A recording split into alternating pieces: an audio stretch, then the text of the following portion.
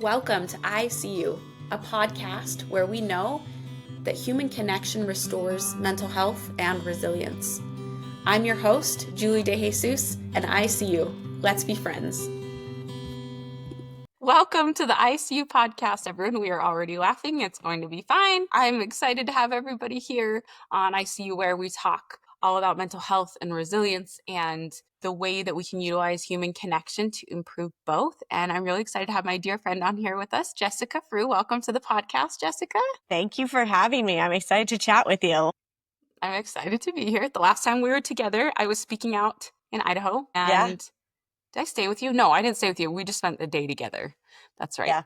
And I got to play volleyball with your kids, and we played pickleball, and I got to go on a date with you and your husband as a third wheel. It was so cute. And I remember at the end, he even paid for me, and I was just like, is this what it's like to be a sister wife? Because I love it. It was the best. Anyways, I have a soft spot in my heart for you. Today, I've asked you to be on the podcast because you have so much value that you add in the world as far as connection is concerned. But specifically, I wanted you to talk about a really special story in your life that I know launched a lot of what you do. So will you kind of first tell us a little bit about yourself and then take us on that journey? Okay, let's be real. Sometimes what I think we need to restore our mental health more than anything else is just a break, which is why I think I need a vacation. And so do you. Join me and my special guest, Tony Oberbay, on the first ICU Living Cruise, the mental health cruise of a lifetime. Check out and make sure you grab those early bird tickets at julie-dejesus.com/cruise. And guess what? You don't even need a babysitter. Kids set sail free. julie-dejesus.com/cruise. My name is Jessica Frew, obviously, and I am a wife, an ex-wife, a mom, a stepmom, and I am a bold, imperfect action taker. And I think it's important. People are like, why do you put that stuff in your bio? Because it's the first thing in my bio. And there's things there that I have worked hard to take the stigma out of for myself in my own life. And I want to show other people that it's okay to wear those roles and those labels and those identities with pride. And I very much do. I'm very proud of my relationship with my ex-husband and that I am an ex-wife and how I've navigated that.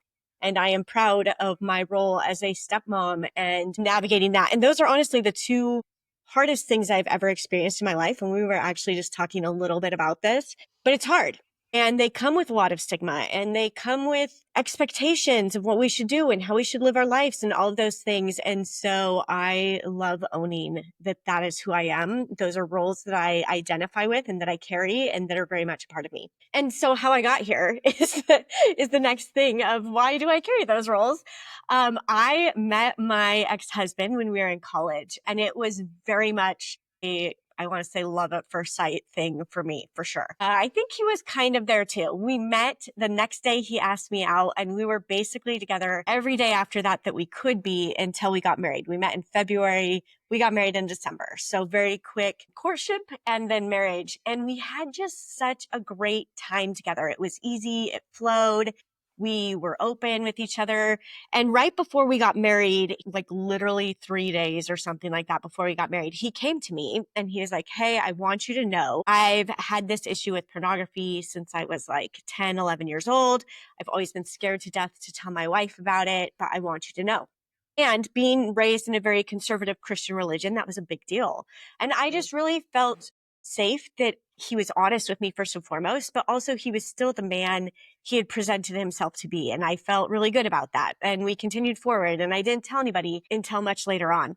But then 6 months into our marriage, and again, that idyllic kind of ease and safety that we felt continued into our marriage. Like I always say, we had such a beautiful first year of marriage when so many people say that's the hardest year and all of those things. I'm like, we didn't experience that. It just felt normal and right and safe and good. And also 6 months in, one day I sat down at our computer, and back then, I always think this is funny because kids don't know this anymore. Like you'd open your computer and you would get pop-ups on the internet. So if you'd been looking at something, you can get pop-ups. And all of these pop-ups started coming, and it was all pornography, which didn't shock me. But then like as they're coming and I'm like trying to click out of them, I'm like, oh my gosh, these are all men. There's no women anywhere on here. And that was kind of what threw me for a loop. And I was like, I'm sure there's some straight men that look at gay pornography, whatever. But I knew in my gut that my husband was gay. And I talked to him about it that night. And he's like, no, I'm not gay. I just always felt like it was better to just look at men than to disrespect women in that way. And he had created this whole story so that he could live in denial. And he Yeah. told me later on, And years he later, believed that, like, at that he time. firmly, Yeah. yes, he had believed that. He said that night and continuing forward, it was the first time he'd ever let himself think the words, I am gay. And so I brought that up in him because I asked him blatantly, are you gay? And he's like, I'm not gay. I'm not gay. I was like, okay. But he internally, all of a sudden, this flip switch, and he's like, oh my gosh, I'm gay. But he couldn't put that out there. That wasn't, he had been taught that was wrong. That's not what you do. You marry a woman, you have kids, like you follow this, one way of living. And Yes. so we continued forward because again, we were happy and we had fun together. And in the back of my head, I knew he was gay. Like he can say what he wants, but I'm pretty sure he's gay. And fast forward a couple of years, he's in counseling. The counselor's like, hey, you're like all these things you're dealing with, we can deal with them, but until you acknowledge that you're gay and allow yourself to feel that and to be seen in that, you're going to continue to struggle with all these other things. Because until we accept ourselves wholeheartedly, we can't move forward in a way that feels good and that's healthy and all of that. And at that point, he told me, he's like, I am gay. I don't want to, leave our marriage. It doesn't change anything for me. And I'm like, cool, like, let's keep going. And at that point, I started reading books about what I now know are mixed orientation marriages. I've never heard that term, in fact, until after we were divorced. Can I But pause you just real quick? yes. Yeah. All I just want to say is like, that is so beautiful so far. Like, I just look at that and whatever people choose is right for them is like neither here nor there, but just how it ended up. But like both of you, I just listened to this and I'm like, both of you being like, I want to stay. Like, I want to stay. I want to make Yeah. this work. Like, I think sometimes we don't give enough like acknowledgement to, because there's so much judgment of how you should handle that. Yes. And once again, that's a personal decision, but like whether it works out or not, I just think there's something really meaningful and powerful that you both in those moments were like, I want to make this work even with this challenge. I want to stay. Anyways, I just want to say like, I love that part of your story, even though you guys don't end up together in that way in the end. Like, I can only imagine those sacrifices in those moments, how they led to the relationship you're able to have today, that there's some deep history there of sticking it out for each other. Yeah. Under really challenging circumstances. Yeah. I mean, we both chose it. You're 100%. We both made an intentional decision to stay and navigate this together. I mean, Steve wasn't in a place where he felt safe or ready to come out. And honestly, I was in a place where I was like, this is interesting and I have fun with this guy. And what does this mean? And like figuring it all out for myself because I didn't know. I'm like, I don't know how this works. Yeah. And was there any thought of you even that like maybe it would change in time? Like maybe this is like, so like just because, right? Yeah. Like different time. Like, maybe and at that this can time, change. I started reading a lot of books about mixed orientation marriage and about people who had lived in them, people and all these things. And I remember just sobbing reading these because most of them ended in divorce or they had an affair and then they worked it out. And so I kind of like tucked that away too, of knowing this wasn't going to be easy. This wasn't something I was choosing into that was going to be easy like I thought marriage was going to be, because that's kind of what we're taught. You get married and then you're there and you've made it. And so I at that point was kind of like, okay, these are things we might have to work through. This is not what I expected. And it's that whole grieving process that we go through when life doesn't go as planned, which life never goes as planned. And so I had like these little moments along the way of grieving the relationship I thought we would have. And so then when, fast forward 5 years, we have a 2-year-old, Steve ends up having an affair with a man. And we try to work it out. We try to stay in the marriage. He was so confused and lost. I was right there with him. And we're feeling all the feelings that come up when somebody has an affair. And, there's moments of anger and bitterness and all those things and shame and guilt on his end. Of course. We eventually decide like, this isn't worth it. And I was like, Steve, you need to go be true to who you are. You need to go live true to who you are. And honestly, at that point, I needed to go find somebody that could be what I wanted in a Yeah. relationship. We had all of the things, but things shifted like complete 180 after the affair. We were still close. And I think one of the things going back to choosing each other in that moment, going back to that really reminded us how to move forward. We sat down and kind of created a plan of like, what does our life look like now? You kind of create a plan of what your marriage is going to look like. And it was like, what do we want divorce to look like? We usually see the one version of divorce and, you know, all of the vitriol and the anger and resentment that comes along with that. And I was like, I don't want that. And specifically, I don't want that for our daughter. She was 2. I don't want her in years down the road to worry about her parents being in the same room together. And I felt like Steve and I could figure out something where we could be in the same room together and she never would have to think about it. And fast forward, she's 15 now and she gets that. Like, she doesn't have to worry about when her parents are together. In fact, she's probably just embarrassed half the time because it's just normal parents being parents and we tease her and, you know, like all those things. I But she love it. also gets to experience so much love. So we planned it out. And I very much, people are like, why aren't you angry and pissed? And, you know, all of these things as Steve. And I'm like, what is the point? And going back to this, I chose in knowing that this was very much a possibility for my relationship. All of the things that happened were things I had read about or things that I had imagined could happen as we're navigating a mixed orientation marriage. And yes, they happened. And also I know Steve's heart and I knew it wasn't about me.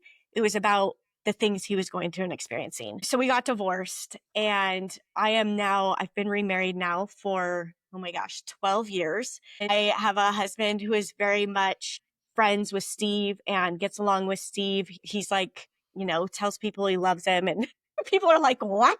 But it works for us. And It's I so always cute. say this. I love it so much. It's so I'm amazing. sure And it's it not doesn't always mean easy, right? Right?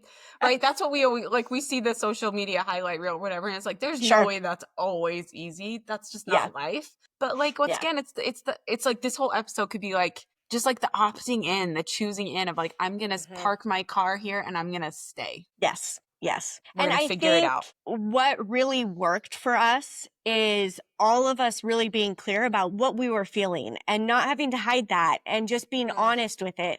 Didn't mean we like threw stuff at each other, the big feelings, but we're like, hey, I can't be in this situation right now. I need to go take a break, including my current husband. Like Matt would always be like, I'd say, hey, is it okay if Steve comes to this? He's like, I don't know. Let's see how it feels. And then let's go from there. And then if we need to set boundaries around that, we can. I like that. And it was trial and error and knowing that we were safe to share and express those things.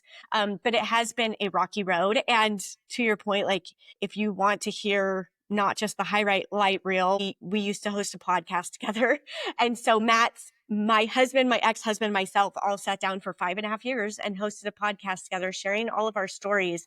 And you really get all of the facets of this and the understanding that we know that not every co-parenting relationship can look like this. I mean, we do holidays together. Steve's birthday is at my house. Like we do all of the things together a lot of the time. And I don't see Steve that often, but still like big things are usually done together. Penny's birthday is done together. Our daughter's birthday, we are all together and including like Steve's new partner and all of that.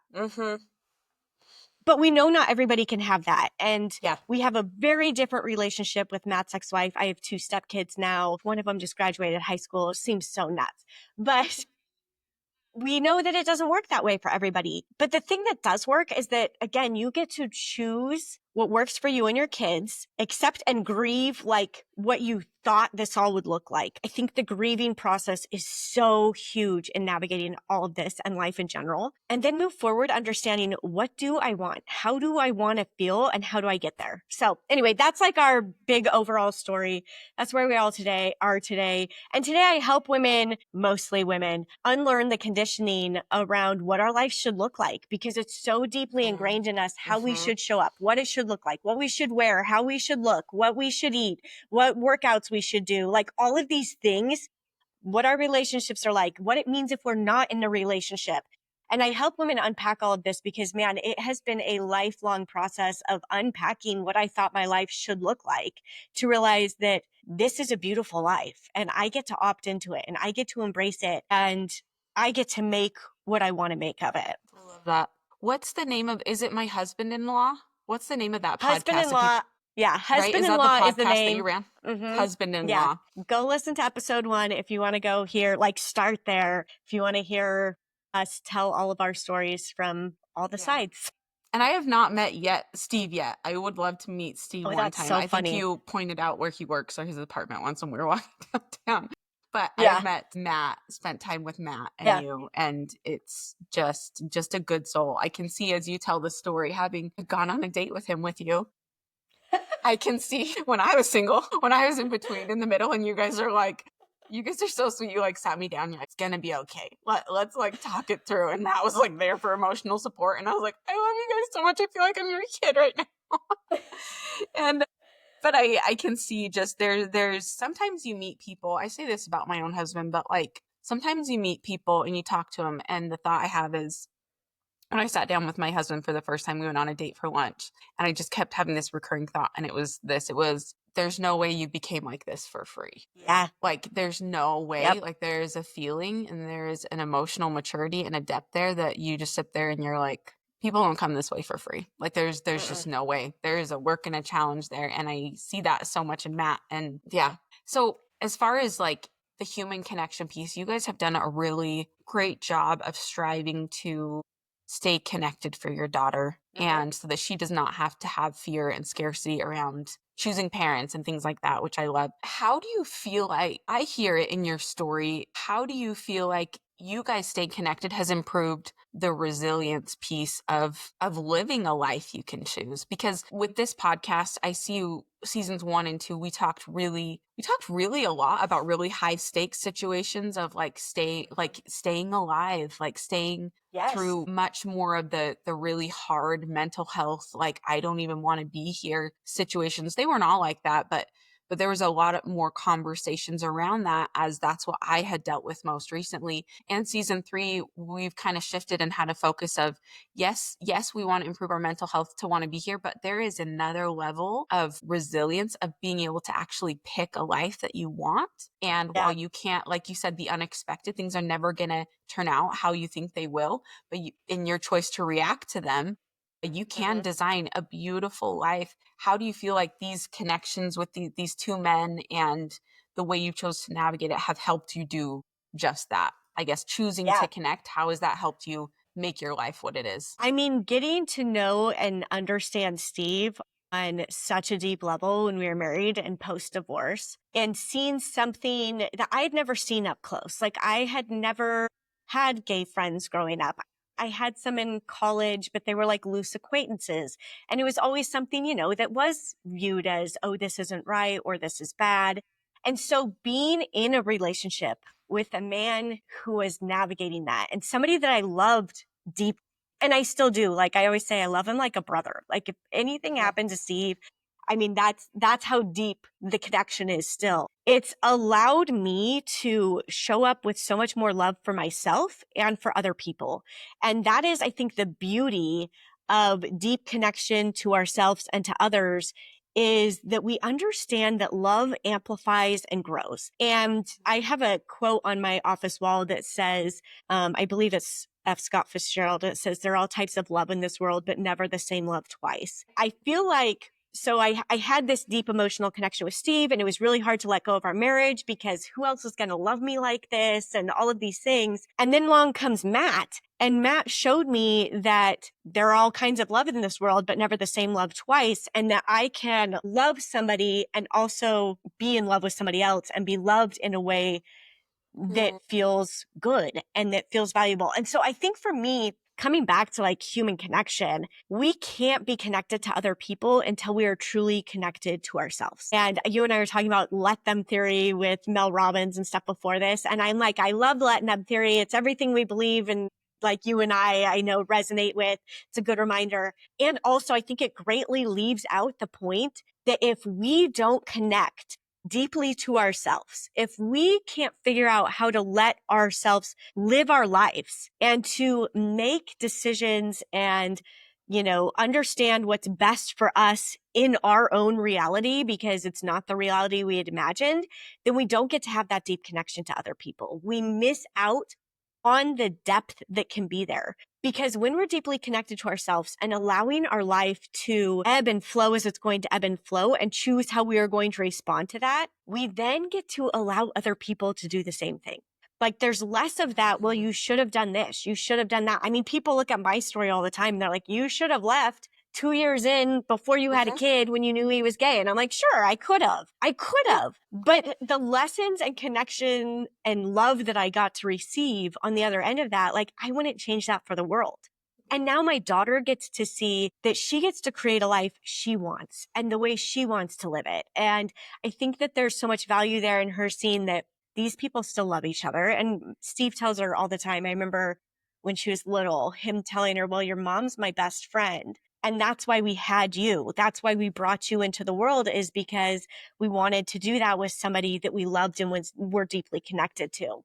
And so she gets to see how love can shift and it can look different, and we can love ourselves even when life doesn't go as planned, even when we make big, ugly mistakes, like having an affair that don't feel like in alignment with who we are, and how we can still love people in that realm. And so I think for me, that's really what, in mental health wise, I mean, I watched Steve struggle for so many years with his mental health. And he was in that place where he was just like, Penny would be better off with no dad than a gay dad. She would be better off with, all of these things. And he was in that place. And I slept with my phone on for years because I'm like, you call me in the middle of the night if you need something. If you are struggling, I am here.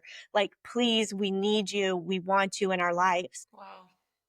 And so watching that, his struggle with mental health of, I can't fully accept who I am. Like who I am is not right. And therefore I don't belong here, is such a real thing for so many of us. And the more we can accept and love ourselves, the more we get to have a deeper connection to other people in our lives. And the more we see the beauty of everybody being different and bringing what they have to offer in this life.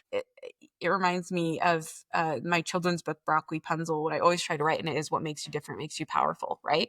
Mm-hmm. And it's this book for little kids. Like grown adults read it and they cry. And once again, it's like, because they know, it's like, dude, if I had known this 20 years ago, pre-therapy, whatever, like how different would my life be? We are all craving to be loved and feel safe just to be ourselves. Like that's ultimately what it comes down to. And I firmly believe like this craving of wanting to be who God created us to be. And so often like in that conservative mindset, we get, or conservative religions or whatever, Christian religions, we get stuck in this idea that no, God wants us to all look a certain way. And I just don't believe that because he created us all so differently. There's actually so many scriptures also that you look at the gifts of the Spirit in the body of Christ. You research that in Corinthians and it's like amazing and mind-blowing. Yeah.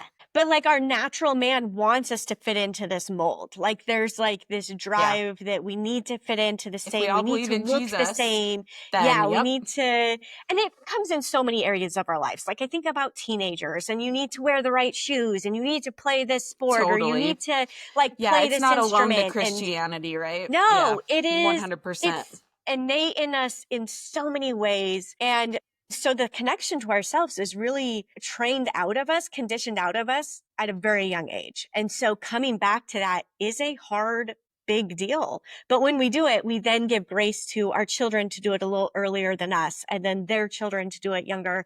And so it creates something beautiful that hopefully we're changing so that our kids don't have to feel like resilient, like they're all resilient. And I think the more we are secure in who we are, the more resilient we are. But often we think of resiliency, like I keep thinking about this word since you bring it up, like as like a power through type thing. Like I have to be strong. And strength means powering through, and it means, not showing my emotions. And it shows like, I just got to be tough and strong. And to me, the most tough, strong people are the people who are soft and who allow space for all of the emotions and allow themselves to be seen in all of the emotions and aren't just trying to push through, but give themselves time to grieve, time to heal, time to feel and understand who they are instead of just a push through. And I think that's one of the greatest things I've learned in life, and especially through everything I've been through, is the more I lean into rest, the more I lean into these things, the stronger I feel. Because I come out on the other side of that realizing I don't have to carry this for the rest of my life. I felt it. I understand it. I get to release it and now take that information and move forward. Like, what am I going to do with this? What is the life I really want now that I'm in this situation? Because I can't change anything from before. So anyway. We were talking about, I've been listening to Mel Robbins' Let Them Theory finally. I feel like it's like back in the days when capris became a thing, and I'm like, I'm never wearing those. Those are horrific. And then 5 years later, I was We like, eventually okay. get there. Well, I Yeah. was like, okay, I'm here. And then they went out of style, and I was like, dang Yeah. it, this happens every time. But this just, I'm all about to say, I'm listening to the Let Them Theory, and we were, thinking about resilience. She was just talking about with kids about this idea of letting them process their emotion in the moment and Yes. supporting them through it, like letting them feel it, not saving them, but letting them process it. Last night, my son actually his team won the state championship in the tournament for all of Utah. So that's cool. So Wah, wah, awesome. wah, Yeah. wah. Sports mom, Yeah. let's go. I'm like, I'm not living vicariously through my kid. I don't care, and I'm like, I have the quietest kid on the team and I'm the loudest mom, and we're working through Love it. that. But the sweetest thing happened last night. He went up to bat and he struck out. And his team was going to win. Like, they're in the state championship. They were already ahead. All the parents knew, like, this is, we're already way ahead. We're going to win. But for him, he had all his family here to see him. And it's not that he struck out before. Every baseball player has. Yeah. But he turned, and he's never done this before, but he turned and I could tell this kid is about to lose it. He's about to cry. He's 10. I know. And I'm sitting right by the fence, and everything in me is wanting to jump out of my chair and go over and walk over to him in the dugout and just grab him. And my sweet husband, who I'm newly married to, who it's been such a great thing for me as a single mom that was trying to be both the masculine and feminine energy. Yes. I turned to him and I looked at him and I said, do I go help him? And he had grabbed my hand. He said, stay right there. And he said, he needs this. And I watched as the coach came up to him. He walked over, and the coach patted him on the back and was like, you're okay, buddy. His whole team, who are very talented baseball players, who very much so could be rude and whatever, based on a lot of things we see in kids as they're dealing with their own emotional immaturity. Hey, Sam, you're okay. Dude, you swung. We're so proud of you. And they all just, and I give credit to the coaches, the leaders. I've watched, my son has played on this team for 2 years, as no matter the kid's level on the team, they are given the same respect. And the best hitter does not say an unkind word and is just as supportive as the worst hitter. And that is how we play baseball. And I just watched, and it was amazing to me. But this lesson for me to let my son feel failure and to watch him be supported by his peers was probably a much better lesson in resilience than his mom coming and coddling him and telling him, you're okay, we'll just move into college together, it's going to be fine, which is what I naturally want to do. Like, I'm dead serious. Like, I'm just like, oh, come here, the world's bad, let me save you from everything. And I'm trying to learn again and again to let my kids, let people around me in general, let myself feel emotions and feel the hurt and see that he can then in the next inning get up again. And guess what? He was on deck, and I said to my husband, I said, can I go talk to him now? And he said, yeah, you can go tell him, let it go. It's okay. So I go over to the fence, and I was like, hey, buddy. And as soon as I said, hey, buddy, he looked at me, and I could tell he was in his head still. He's about to go up to bat again. And I know his whole family's here. He just wants it. There's so much pressure. And I just said, hey, you guys are going to win no matter what. They said, the game's over. Like, we all know. And I said, now you just swing as hard as you want and let it go and just have a good time. And his stepdad, my husband, came up and did the same thing. He's like, hey, the game's already over. You guys already won the championship. Now, dude, just swing as hard as you want at that ball. Just swing. Who cares? The game's over. No one cares. And he went up and he struck out again, but he nicked the ball. And even that foul ball, I think, helped. But like, for him to see, I can get up and bat again, even after I struck out in a state championship game. And my mom didn't come over and fix it. And she didn't say, oh, you don't have to play anymore. Got out. And I fielded balls and I came out, and guess what? I was still teary going up the second time, but I did it.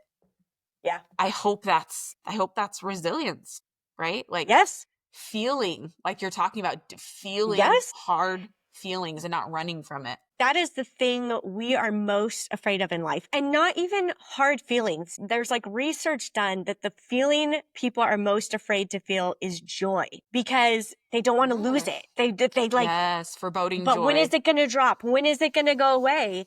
And Yes. so we're afraid of feeling joy and contentment just as much as we are of feeling the big hard feelings. In fact, I think it becomes comfortable and easy to sit in the hard feelings, and we can Yep. drop into victimhood and all of those Yep. things. And it's like, feels easier sometimes Yeah. than having to deal with the work that comes with embracing life and feeling joy and not just being pissed at the world. And so it's so important that we create safety within ourselves to feel our emotions. I think we often look for that externally. Well, I need to feel safe. If you don't feel safe with your partner to feel your emotions, that's a big red flag. That's a huge thing. Anybody you don't feel safe to feel your emotions with is somebody that maybe isn't the safest person to have in your life. Then understanding that it's better to feel safe to feel your emotions for yourself, in yourself, and be by yourself than to have to be in community with somebody where you don't feel safe to feel those. Because ultimately, we feel and we want to feel. And when we feel safe to feel, we get to move through it more quickly. And that's not really the goal, but also the goal isn't to live our whole lives in anger and bitterness and resentment, because then what do we have to give the world?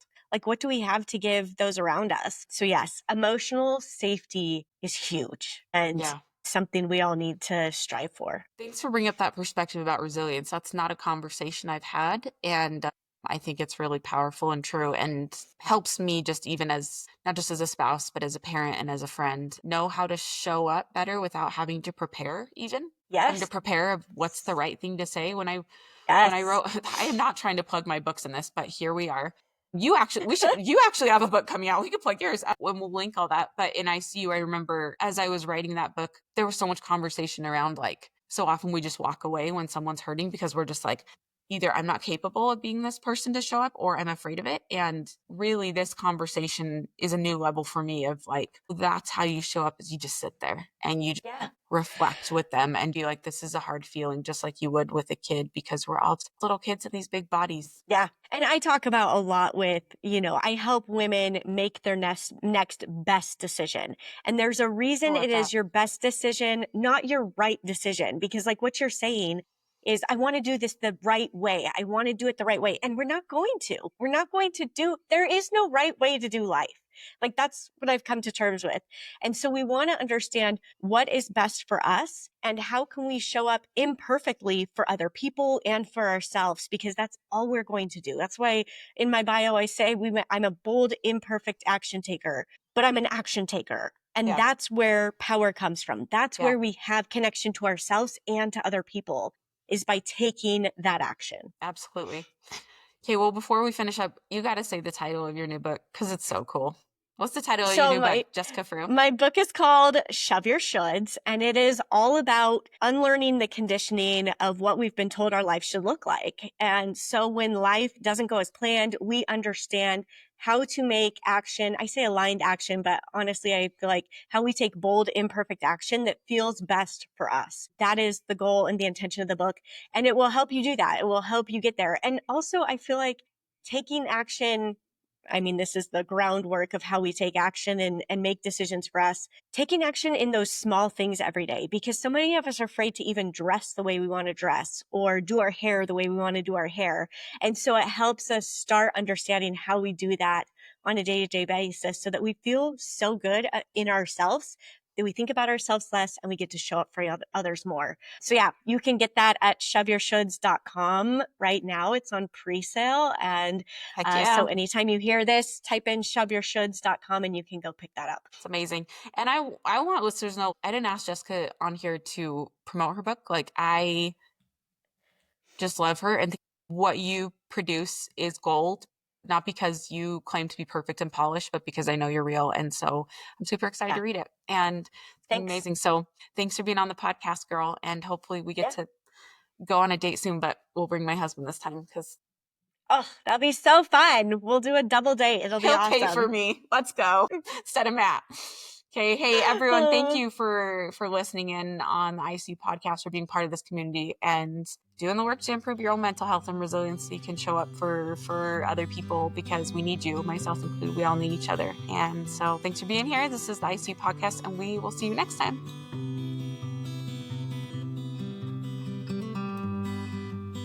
In our world today, do you ever feel like real, authentic human connection is becoming less of a certainty and more of an anomaly? Well, good news. It doesn't have to be that way. I'm Julie De Jesus. I'm a keynote speaker, an author, and a corporate trainer. I speak all over the country about how to utilize human connection to improve mental health, resilience, and even work performance. If you know a group looking for a speaker, you can contact me at julie-dejesus.com.